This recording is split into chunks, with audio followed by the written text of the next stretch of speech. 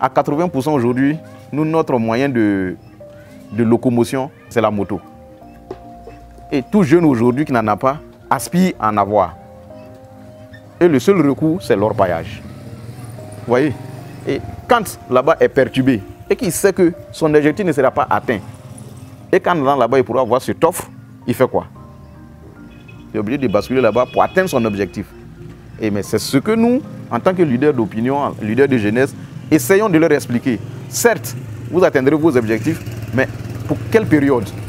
Parce que la moto, elle a une durée de vie. Et en acceptant l'offre, tu te sacrifies pour toute la vie. Donc mieux vaut attendre, être patient, en avoir peu à peu, et puis avoir toi-même ta propre liberté.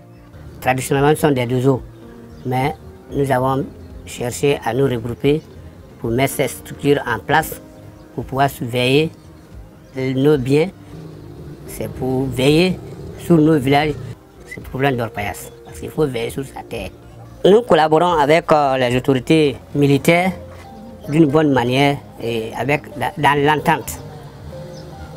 Parce que nous savons que nous sommes des civils, nos forces sont limitées. Nous ne travaillons pas pour nous, mais nous travaillons pour tout le monde et pour l'État lui-même.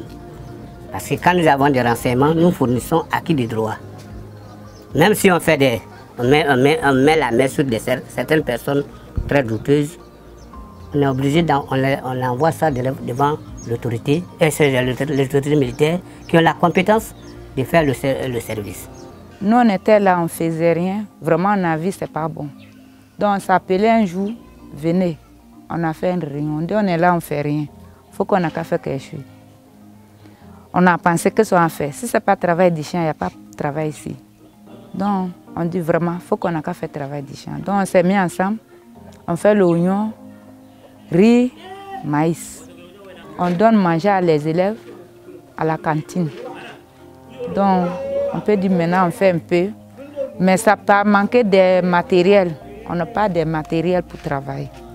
On fait ça sur la main. Moi, particulièrement, j'ai fait un rapport au ministère pour dire qu'il serait vraiment judicieux dans la prochaine campagne d'assister les gens en fertilisant, en semences, en matériel agricole.